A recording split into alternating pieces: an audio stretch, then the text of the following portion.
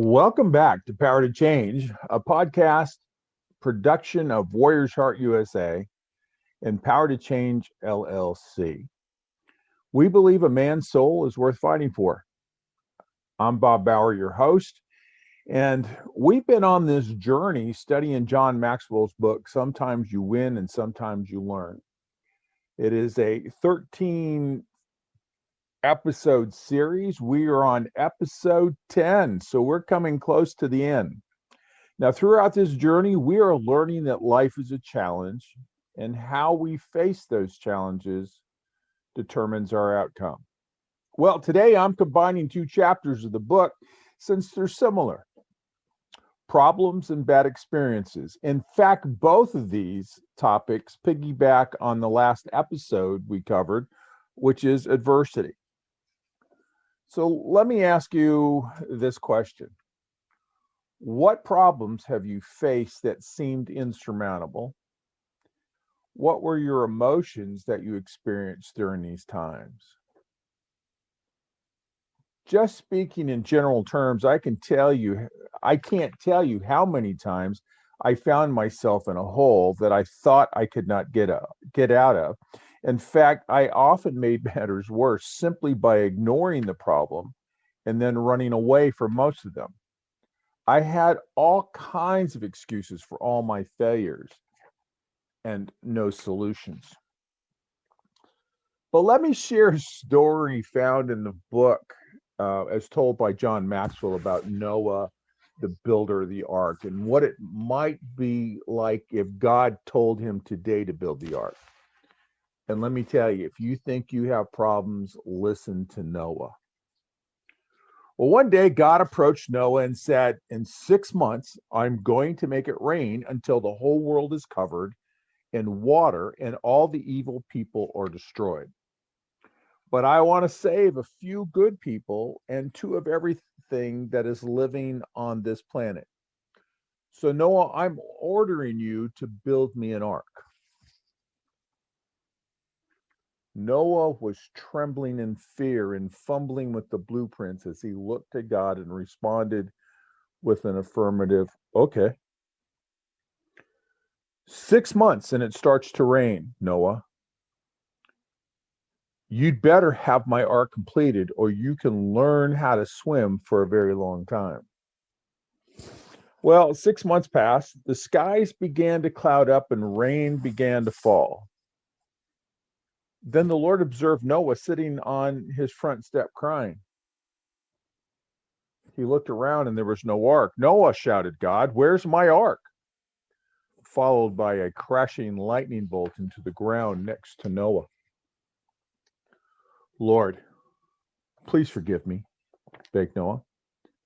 I did my best, but there were problems. First, I had to get a building permit for the ark construction project, and your plans didn't meet code, so I had to hire an engineer to redraw the plans.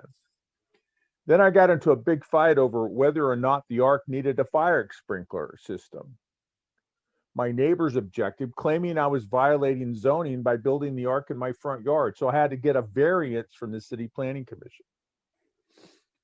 Then I had a big problem getting enough wood for the ark because there was a ban on cutting trees to save the spotted owl. I had to convince U.S. Fish and Wildlife that I needed the wood to save the owls, but they wouldn't let me catch the owls, so no owls. Then the carpenters faced a union and went out on strike. I had to negotiate a settlement with the National Labor Relations Board before anyone would pick up a saw or hammer. Now we have 16 carpenters on board and still no owls. God, then I started to gather the animals and got sued by an animal rights group. They objected that I was only taking 2 of each kind. Just when I got that suit dismissed, the EPA notified me that I couldn't complete the ark without filing an environmental impact statement on your proposed flood. They didn't take kindly that they did not have jurisdiction over the conduct of the Supreme Being. Then the Army Corps of Engineers wanted the map of the proposed floodplain. I sent them the globe. Right now, I'm still trying to resolve a complaint from the Equal Employment Opportunity Commission over how many people I'm supposed to hire. Then the IRS has seized all my assets, claiming I'm trying to avoid paying taxes by leaving the country.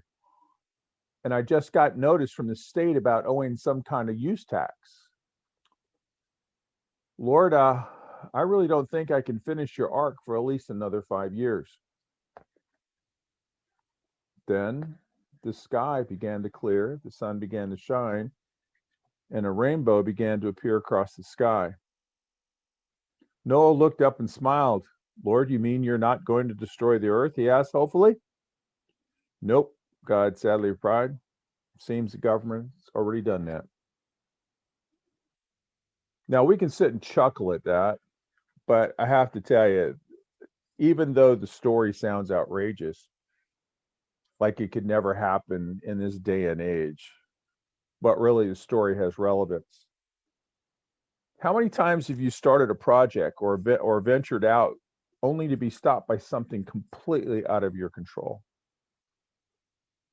Psychiatric specialist or psychiatrist Scott Peck had said that life is a series of problems that we can moan about or we can work to solve them. What's kind of funny is oftentimes we will moan about our problems while we are solving them. But the key to solving problems and learning from them is to approach them from the right direction. Remember that conversation we had in the adversity episode? Here's some advice I'd like to share with you on what not to do. First of all, never underestimate the problem. Our perspective on the problem is especially important. Never underestimate it or underestimate your power to cope with it. Realize that the problem you are facing has been faced by millions of human beings. You have untapped potential for dealing with a problem if you will take the problem and your own undeveloped, unchanneled powers seriously. Your reaction to a problem, as much as the problem itself, will determine your outcome. I have seen people face the most catastrophic problems with a positive mental attitude, turning their problems into a creative experience. They turn their scars into stars. I've always believed that if you take your scars, when connected to other survivors, you can actually build a bridge of hope. The second thing is don't overestimate the problem. Don't make it more than what it is. What's your typical reaction when you face a problem? Don't freak out when you're hit with a challenge. Most people, when hit with a major problem, tend to over-exaggerate its impact. If that happens, you may be defeated before the problem ever occurs. Cy Young, one of the greatest pitchers in Major League Baseball, after his career was over, once commented on the tendencies of managers today in the baseball field take starters out of a game at the slightest hint of trouble. He stated, in our day, when a pitcher got into trouble in the game, instead of pulling them out, our manager would leave them in and tell them to pitch his way out of the trouble. Sometimes the problem is not as big as we anticipate, and by tackling it, we shrink it down to size. The third thing is don't wait for the problem to solve itself. See, that was one of my major problems. If I ignored it, I thought it would solve itself. But you can't wait for the problem to solve itself, because patience might be a virtue in problem solving. But at the same time, doing all that to fix the situation. You can be patient while you're fixing the problem. It's not a virtue to sit and wait, hoping that the problem will solve itself or just go away. Problems demand that we pay attention to them. If we leave them alone, unattended, they will get worse. The fourth thing is don't aggravate the problem. Don't make it worse. Not only do the problems not solve themselves, but we can actually make them worse by how we respond to them. There's an old saying that we carry two buckets. with us. And problems are like fires. As I said, everyone carries two buckets around with them. One is a bucket of water and the other one is a bucket of gasoline. If you pour the water on the fire, it goes out. If you pour the gasoline on the fire, it explodes and becomes worse. Be conscious of how you are responding to things. Don't let your emotions get in your way. As I said, it's the same problem, but there's two different outcomes because of the two different approaches. Taking a potential volatile situation and make it worse is only one way to aggravate the problem. Here's other ways. Losing your perspective, giving up important priorities and values,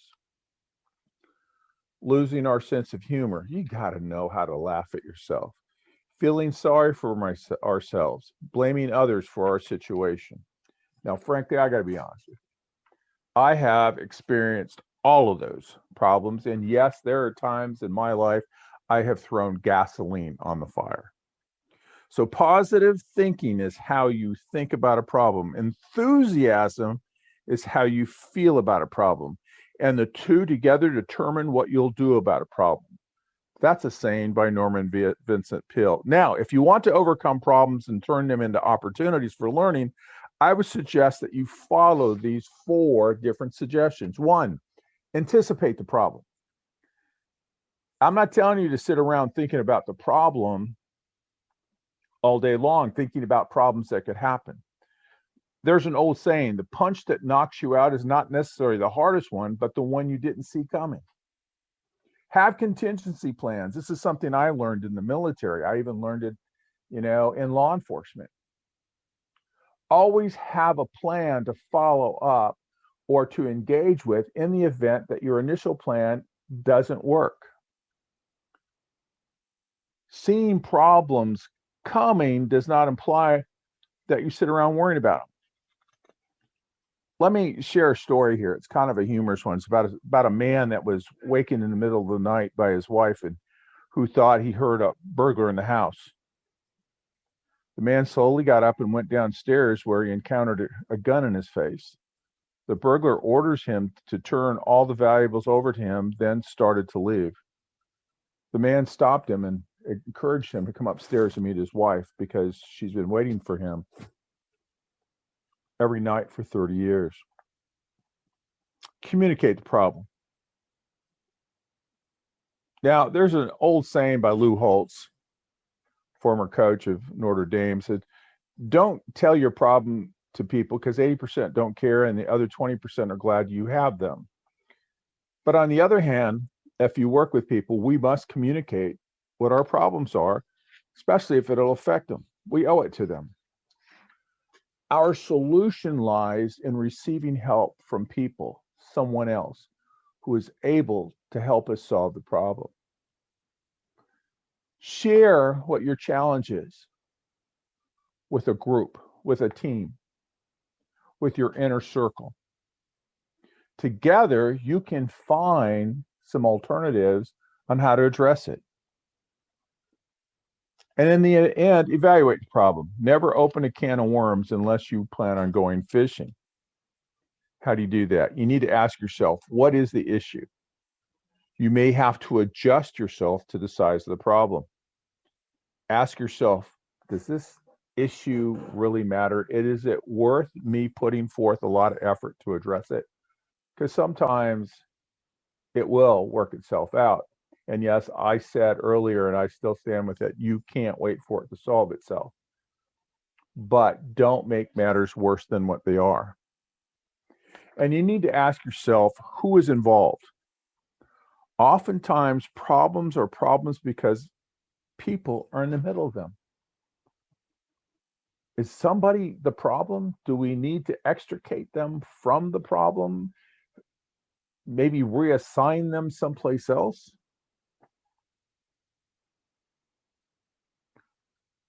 There was once a sign that was on the field near a farmhouse. It read, if you cross this field, you had better do so in 9.8 seconds. The bull can do it in 10 seconds. This is how you evaluate a problem. And fourth, appreciate the problem. Appreciating the problem is counterintuitive for most people. Most people see a problem as a nuisance and they try to avoid it. A problem isn't really a problem unless you allow it to be a problem. A problem is an opportunity. Remember, we discussed this back in the adversity section. In fact, this entire lesson is about if you are learning, you cannot lose. Embrace these 4 suggestions. Anticipate the problem, communicate the problem, evaluate the problem, and appreciate it. Now let's slide over and talk about bad experiences real quick. Putting your losses into perspective. Number 1, accept that you're just human. You're going to fail. Nobody's perfect. Accept your imperfections and give yourself some grace. Second thing is learn to laugh at yourself. Laughter is like changing a baby's diaper. It doesn't permanently solve the problem, but it makes it more acceptable for a while. 3, keep the right perspective. When you had a bad experience, which of the following phrases most likely represents you? I never want to do that task to start with. I never wanted to do that task to start with, so who cares? I'm a failure. My life is over. I want to give up and never try again. I'm gaining experience from mistakes. I wonder if I can get some help. I now know 3 ways that won't work, so I'll try again. Do you identify with any of those? I know that I have, in the scale of my life, I have gone from the top one to the bottom one. But here's some pointers to help you maintain a right point of view. Don't base your self-worth on your bad experiences. Seriously. There's a reason why a rear view mirror is small and your windshield is large and wide. Don't feel sorry for yourself, because nobody's coming to your pity party. Do consider your failure as a process to learn and improve. When you began to walk, you fell more times than you took steps, but you didn't stop. You continued to walk away from the table, the couch, the chair, whatever, until you were able to maintain your balance and walk. But let me describe some ways to maintain that right perspective in difficult times. Don't give up. As I've always said, my dad used to say to me, failure is not terminal, but quitting is. So don't give up. I can't tell you how many times I have gotten close to the finish line and everything just fell apart. I can't tell you how many times I started a project and things were going really great, and then somewhere along the line I had a landmine and they blew up. That is the time for all of us when we have to decide, are we an investor or a consumer? Because you see, a consumer will just basically use something until it falls apart, and then they move on to the next one. An investor stays in the game for the long haul. And don't let your bad experiences become your worst expectations.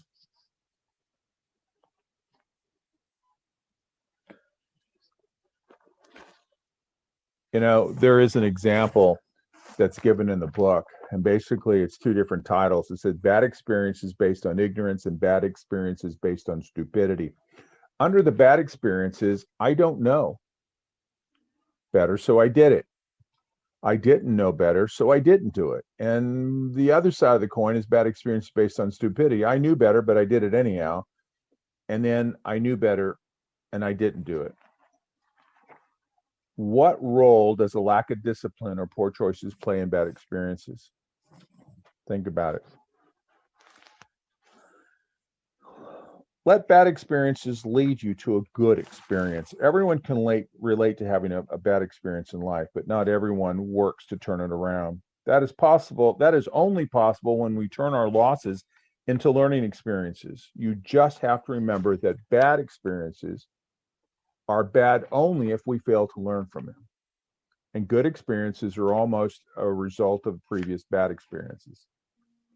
There's this analogy that I often share that when it comes to people focusing only on the bad experiences, it's hard to remember the reason you jumped in the pool was to drain it when you have alligators nipping at your heels.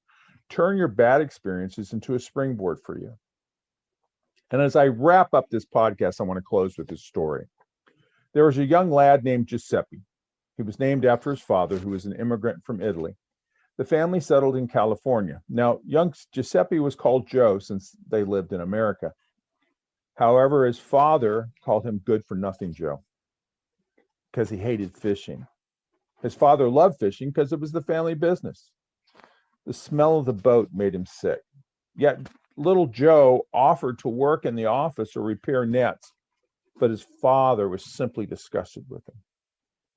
Now, young Joe was not afraid of hard work. He delivered newspapers, shined shoes, and he gave all of his money to his family. But since it wasn't fishing, Papa G didn't see any value in it. Young Joe hated fishing, but you know what? He loved baseball. His older brother used to play sandlot baseball, and little Joe would tag along with him. Little Joe was good and somewhat of a legend around the neighborhood. When he was 16, he decided to drop out of school to become a baseball player. By the time he was through with baseball, he was a legend. He might have been christened Giuseppe, but the nation knew him as Joe DiMaggio, called the most complete baseball player of his time. And his father, Giuseppe, was asked once what he thought of this baseball career. Though he wanted all of his sons to be fishing in the fishing business, he was finally proud of Joe's accomplishments and he respected him. Little Joe took a bad experience and turned it into a great experience through his perspective of learning. This is Power to Change, and I'm Bob Bauer.